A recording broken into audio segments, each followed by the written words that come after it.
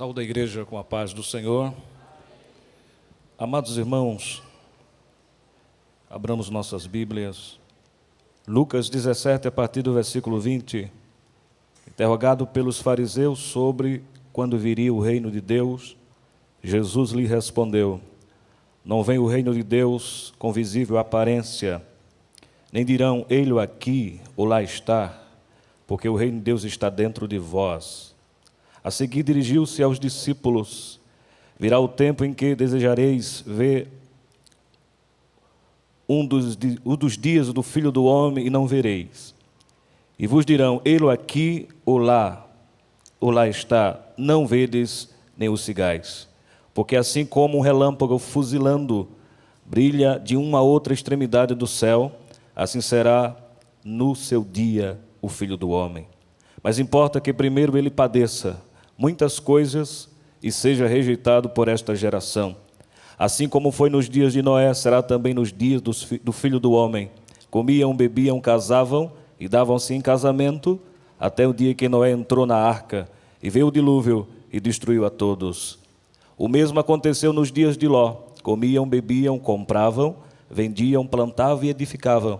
Mas no dia em que Ló saiu de Sodoma, choveu do céu fogo e enxofre e destruiu a todos. Assim será no dia em que o Filho do Homem se manifestar.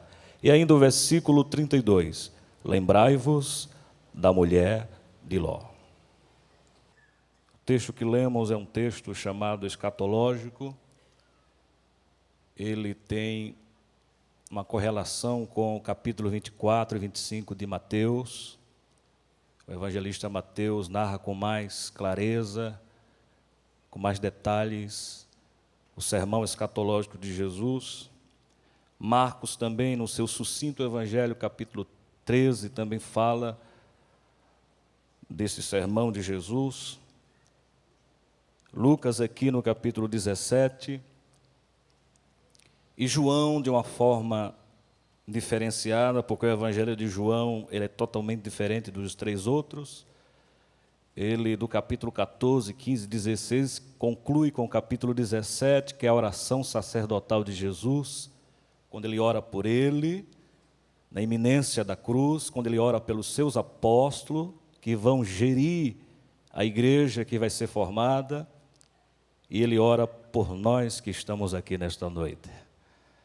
E esta oração de Jesus ainda está em evidência. Mas esse texto, Jesus é arguido, ou procurado, ou interrogado pelos fariseus, que sempre estavam procurando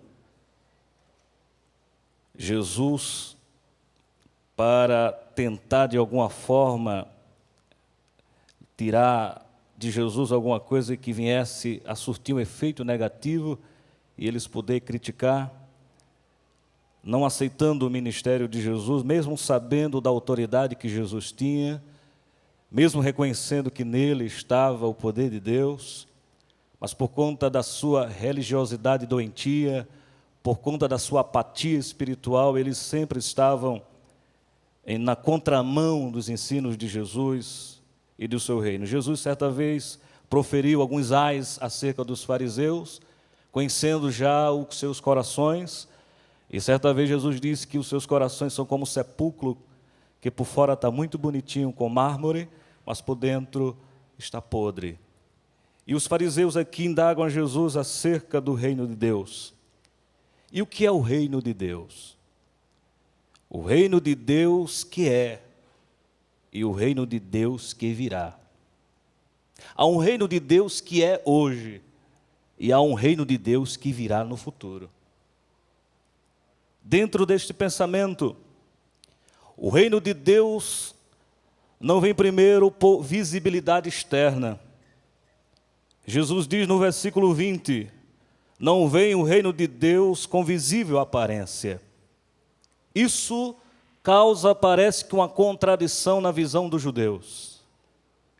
No afã de querer ser libertados ou libertos do poder ferrenho de Roma, no desejo de ter alguém detentor de toda a autoridade e todo o poder, derrubando Roma, os seus Césares, todo o seu poder para que Israel pudesse estar livre. Parecia que esta visão esta comunicação de Jesus acerca do reino ia na contramão dos pensamentos dos judeus. Mas ele diz que o seu reino não vem primeiramente de forma visível. E observamos que, quando Jesus começa o seu ministério, ele lá no Jordão é batizado por João, a voz do céu é ouvida: este é meu filho amado, em quem me comprazo, em quem tenho toda a minha complacência, em quem está nele todo o meu desejo, em quem está nele toda a minha vontade, o meu filho amado. E Jesus, ao sair para ser tentado, por 3 vezes ele é tentado pelo diabo, e uma das tentações que ele sofre do nosso inimigo, do nosso inimigo, foi acerca da oferta que o diabo fez. O diabo ofereceu os reinos deste mundo, os reinos visíveis, os reinos que podem ser vistos, os reinos que amedronta com o seu poder de exército, com a sua capacidade de engenharia. Ele ofereceu os poderes desse reino. E lá em Lucas 4:8 diz: levou ainda o diabo a um monte muito alto, mostrou-lhe todos os reinos do mundo e a glória dele, ou a glória deles. Mas Jesus rejeitou este reino, porque o seu reino é maior, o seu reino é superior. No final do ministério de Jesus, depois de 3 anos ou 3 anos e 6 meses, levado à frente de Pôncio Pilatos, Pilatos o inquire acerca do seu reino, porque havia entre os judeus a visão de que ele estava se fazendo rei, se colocando na posição de rei, de monarca, e só havia um rei que era César.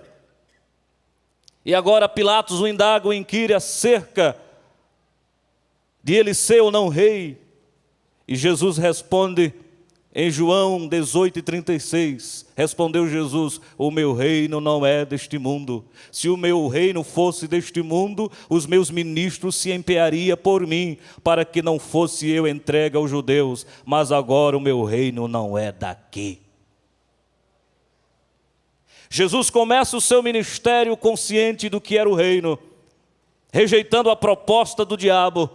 E era agora próximo à cruz, dali ele seria levado para ser crucificado, dar o brado de vitória, vencer, conquistar o que Deus estabelecer a ele nos projetos do Antigo Testamento, através dos profetas, que deixou bem claro como seria a sua trajetória aqui na terra, para cumprir o que Deus estabelecera.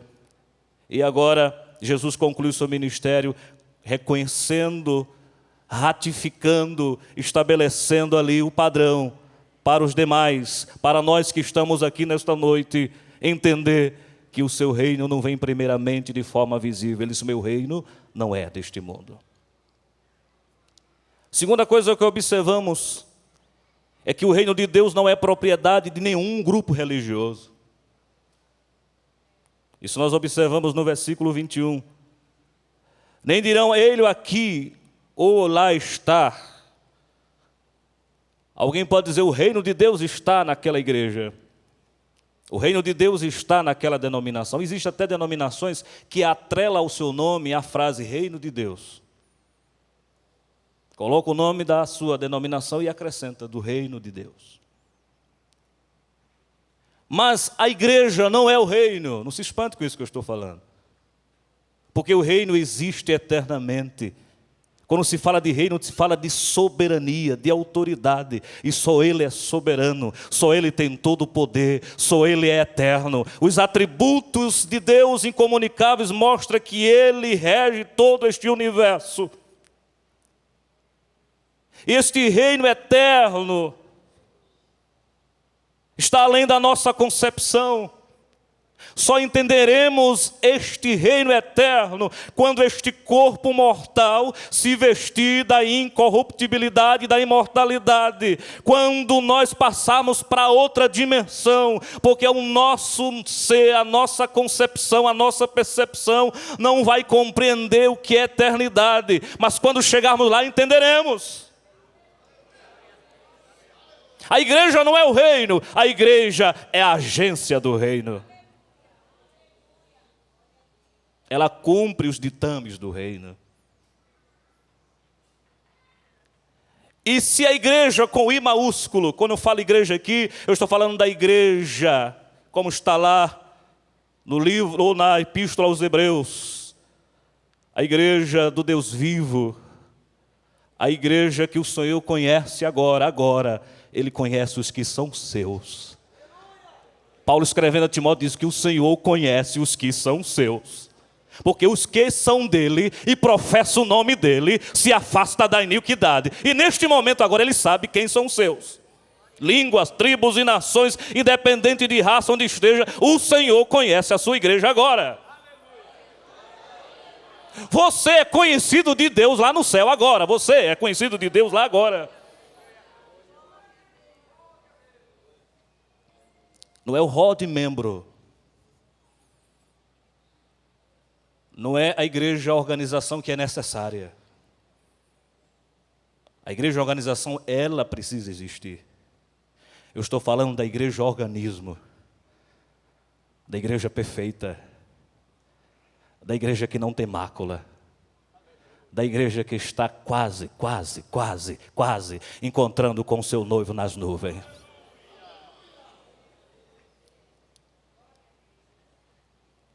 A igreja não é propriedade de um grupo religioso. Mateus 7, 21 a 23, nem todos que me diz Senhor, Senhor, entrará no reino dos céus, mas aquele que faz a vontade do meu Pai que está nos céus. Muitos naquele dia hão de dizer-me, Senhor, Senhor, porventura não temos nós profetizado em Teu nome expelimos demônio, em Teu nome não fizemos muitos milagres? Então lhes direi explicitamente, a versão Almeida atualizada diz explicitamente, claramente, sem subterfúgio, lhe direi explicitamente, nunca vos conheci, apartai-vos de mim, que praticais a iniquidade. Porque a igreja, aqui,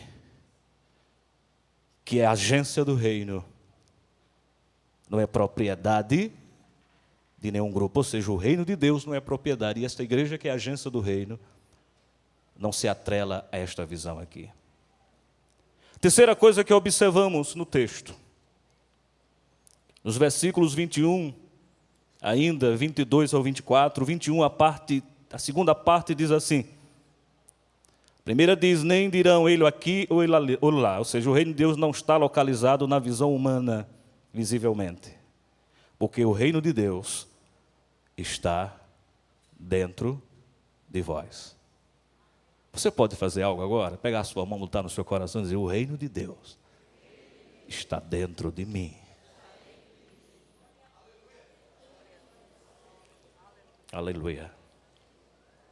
Quando falamos que o reino de Deus está dentro de nós, nesta visão que Jesus fala explicando aos seus discípulos, nós entendemos, meus amados irmãos, que este reino de Deus que está dentro de nós é a primeira manifestação do reino. Aí entendemos o que Jesus quis dizer. O meu reino não vem de forma visível, o meu reino não vem para ser visto primeiramente, o meu reino vem para ser sentido.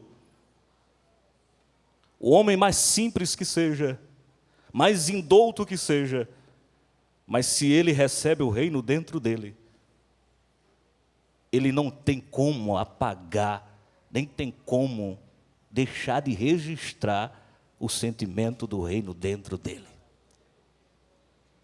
Nicodemos procura Jesus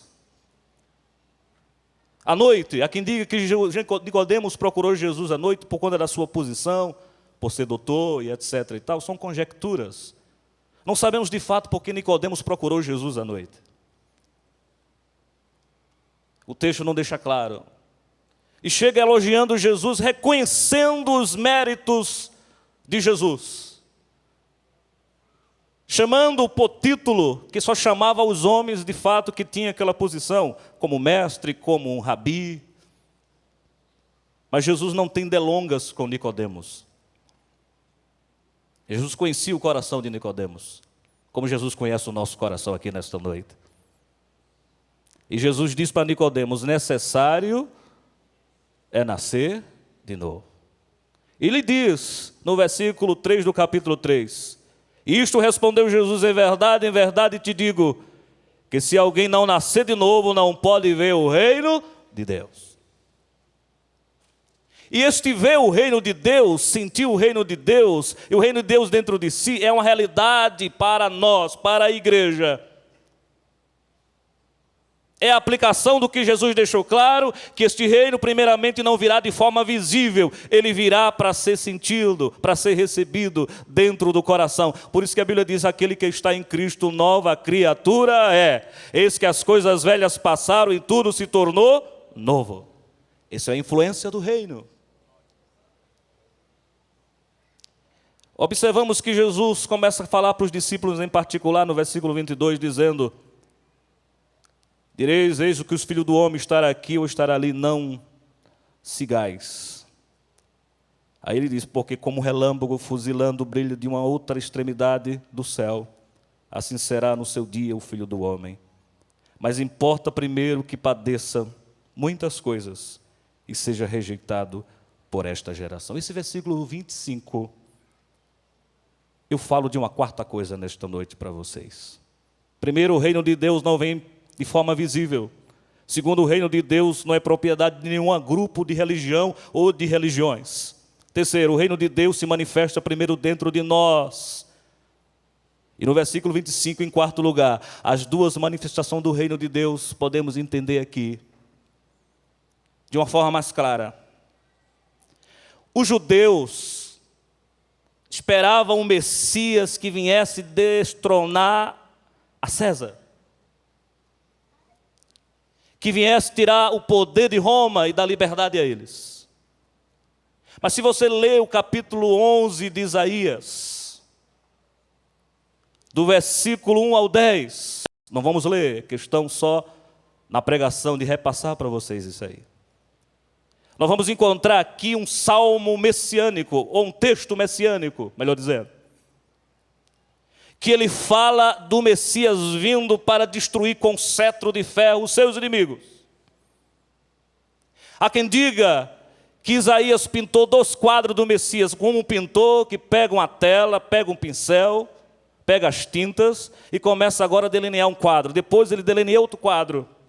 E o primeiro quadro que ele pinta no capítulo 11 é de um Messias vencedor, aquele que vem para destronar todos os seus inimigos.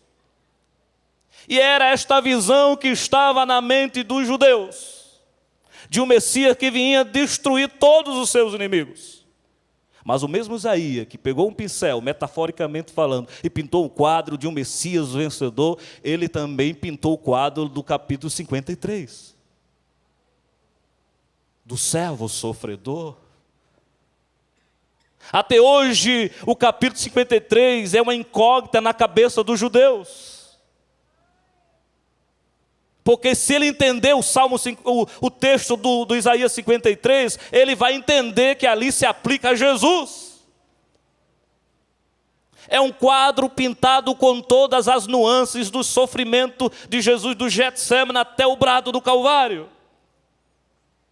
Mas eles não queriam aceitar o Messias sofredor.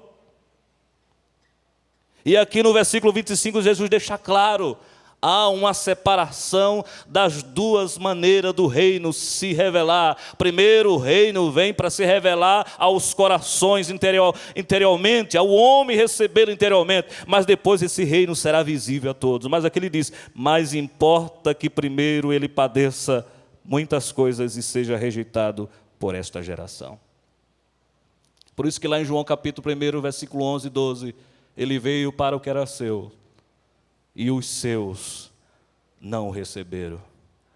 Mas quem recebeu aqui? Mas quem recebeu aqui? Mas todos quanto receberam, dele o poder, a capacidade, a entrada para uma nova vida e se tornar filho de Deus. Concluindo, temos aqui a primeira manifestação do reino, que é no coração, mas a segunda manifestação do reino será de forma visível. Capítulo 24 de Lucas, versículo 25 e 26, Jesus acompanha 2 discípulos que voltam para Emaús, uma aldeia que distava entre 10 a 12 quilômetros de distância de Jerusalém. Eles iam comentando entre si acerca de Jesus. E os seus comentários eram comentários totalmente negativos, atrelado ao passado. Ele era poderoso, ele foi poderoso, ele fez, ele era. Jesus se aproxima deles e começa a conversar com eles. E faz uma pergunta como se não estivesse entendendo nada. Do que vocês estão conversando? Ah, por acaso você é estrangeiro? Que não sabe os últimos acontecimentos? Porque ele era, ele fazia. E eu pensei que era ele que ia nos remir. Mas Jesus responde, então disse-lhe Jesus, ó nécios e tardos de coração, para crer tudo que os profetas disseram, porventura não convinha que o Cristo padecesse, para depois entrar na sua glória. Às vezes Jesus nos revela determinadas coisas e a gente fica tardos, e às vezes parecemos até nécios. E assim estavam aqueles 2. Jesus o acompanha até a aldeia de Emaús, senta com eles à mesa e na hora de partir o pão, eles reconhecem, Jesus desaparece. Olha, irmão, a volta para Jerusalém foi uma volta alegre. Ele não pensou se era tarde, se já estava escuro, mas a alegria de ter reencontrado Jesus e saber que ele estava vivo, que ele estava vivo, que ele estava vivo, valeu mais do que tudo. Voltaram imediatamente para Jerusalém. Mas concluindo, em quinto lugar, nós temos uma advertência do Senhor Jesus para a nossa geração. E eu coloco aqui que são 2 advertências sobre 2 gerações para a geração dos dias atuais. Jesus, a geração de Noé. E ali nós encontramos 4 verbos. Comiam, bebiam, casavam e davam-se em casamento. Nós encontramos a geração de Ló. E os 2 primeiros verbos nós encontramos na geração de Ló. Comiam, bebiam, aí vem, compravam, vendiam, plantavam e edificavam. Casar desaparece da geração de Ló. E essas 2 gerações foram destruídas. Uma com dilúvio e outra com fogo. E Jesus pega essas 2 gerações e diz, nos últimos dias, os dias que se aproxima o meu retorno, a minha volta, vocês que têm um reino dentro do coração, que lateja, que sente, que almeja pela minha presença, a minha volta para estabelecer o reino visível, esse reino que hoje é invisível, que só é sentido, que é dentro do coração, que é interiormente localizado dentro de você, mas ele vai ser revelado de forma explícita diante de todos. Mas quando eu voltar, estiver próximo para voltar, para estabelecer o meu reino visível, o mundo estará como as gerações de Noé e a geração de Ló. Será que nós estamos vivendo estes dias, meus irmãos? Em igreja. Será que não estamos vivendo esses dias parecidos com a geração de Noé e de Ló? E nós vamos viver nessas 2 gerações coisas que hoje estão como o materialismo, o apego às coisas materiais, o hedonismo, que é a busca do prazer pelo prazer egoístico. Nessa geração nós vemos relativismo, cada um tem sua própria verdade. Você segue a sua verdade, eu sigo a minha verdade, eu vivo como eu quero e você vive como você quer. Mas não existe verdade relativa, existe verdade absoluta. Não se pode mudar a verdade absoluta. E nessa geração nós vemos também o que? O secularismo, o mundanismo. Como foi nos dias de Noé, como foi nos dias de Ló. Estamos vivenciando isto hoje. Por um lado, isso nos traz até tristeza, mas por outro lado, nos traz uma expectativa, porque Jesus falou, e é bom ouvir o que Jesus falou. Se ele falou, nós temos que prestar atenção no que ele falou. É melhor ficar com o que Jesus falou. Nós vemos muita gente no público dizendo porque fulano falou, porque tal pensador falou, mas assim eu não concordo porque fulano não concorda. Eu não quero saber quem falou, eu quero saber o que foi que Jesus falou.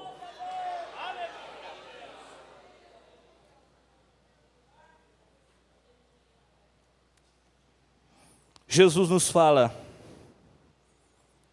que quando ele voltar, ou estiver próximo de voltar, vamos sentir dentro dessa geração as evidências dos dias de Ló e dos dias de Noé. Porque quando fala comer e beber, irmão, é necessidade prioritária para vivermos. Casar e dar em casamento, necessidade. Vender, comprar, negociar, são necessidades. Mas você não encontra nessa geração a palavra culto. Você não encontra nessa geração a palavra adoração, altar. Porque você pode ter tudo isso aí, trabalhar, negociar, comprar, vender, mas tem que ter culto. Tem que ter o sobrenatural. Tem que ter a visão de Deus. Mas essas duas gerações não tinham a visão de Deus. E quando Deus quis destruir, não é porque Deus é um Deus ruim, como alguém prega aí fora, como um Deus carrasco, não. Porque antes de Deus aplicar alguma sentença sobre a humanidade, sobre grupo de pessoas, Deus primeiro manda profeta, Deus avisa, Deus chama, Deus manda que volte, retorne, volte ao caminho. Ele sempre fará isto, porque ninguém terá um dia o direito de chegar diante deles, o Senhor não me avisou, o Senhor não me disse. Ele sempre mandará alguém para avisar, mandou sempre alguém para avisar, porque Ele quer a restauração. Há uma advertência para nós. E essa advertência, irmão, é uma advertência de nós observarmos. Politicamente correto, eu não posso usar o púlpito para falar sobre homossexualismo. Não é assim que diz aí fora? Não é assim que dizem? E tem uma diferença de homossexualismo para homossexualidade. Uma coisa é uma coisa, outra coisa é outra coisa. Você não pode falar porque não é politicamente correto. Mas por que Deus destruiu Sodoma e Gomorra? Por que Deus destruiu Sodoma e Gomorra? Alguém diz, não era um homossexualismo. Era sim um homossexualismo. Os anjos, quando chegaram na casa de Ló, os homens de Sodoma disseram, queremos conhecer os varões que estão aí dentro. O verbo conhecer aqui no hebraico é o mesmo verbo que dizia Adão conheceu Eva. É o verbo da coabitação física, da relação sexual. Quando aqueles homens disseram, queremos conhecer os varões que estão na tua casa aí dentro, eles estão dizendo, nós queremos ter intimidade sexual com ele. Nós estamos vivendo essa realidade ou não, irmãos? Estamos vivendo essa realidade ou não? Isso causa impacto, mas é a realidade da geração que estamos vivendo. Mas nós somos a geração diferenciada. Nós somos a geração eleita. Nós somos povo adquirido, comprado com o sangue de Jesus Cristo, para anunciar a palavra, para anunciar a luz aos que estão em trevas.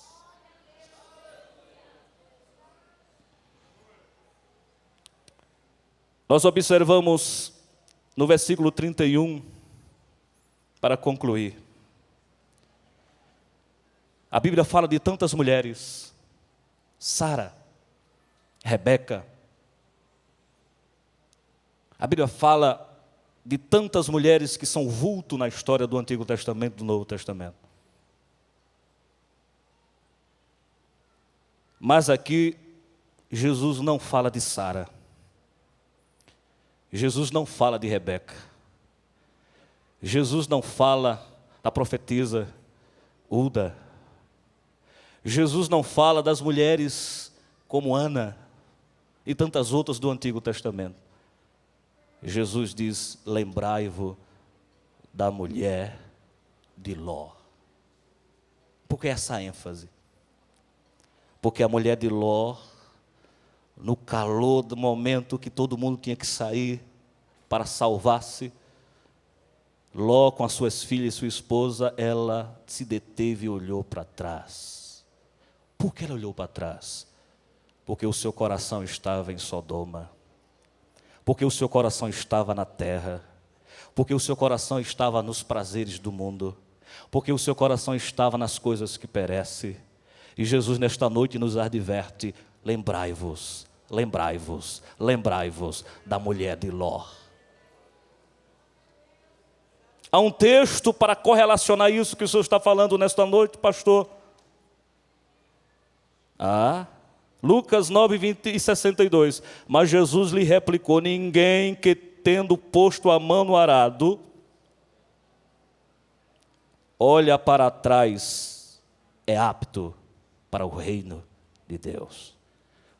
Coloque outra vez a mão no seu coração. Me suporte. Diga: o reino está dentro de mim. Pulsa dentro de mim.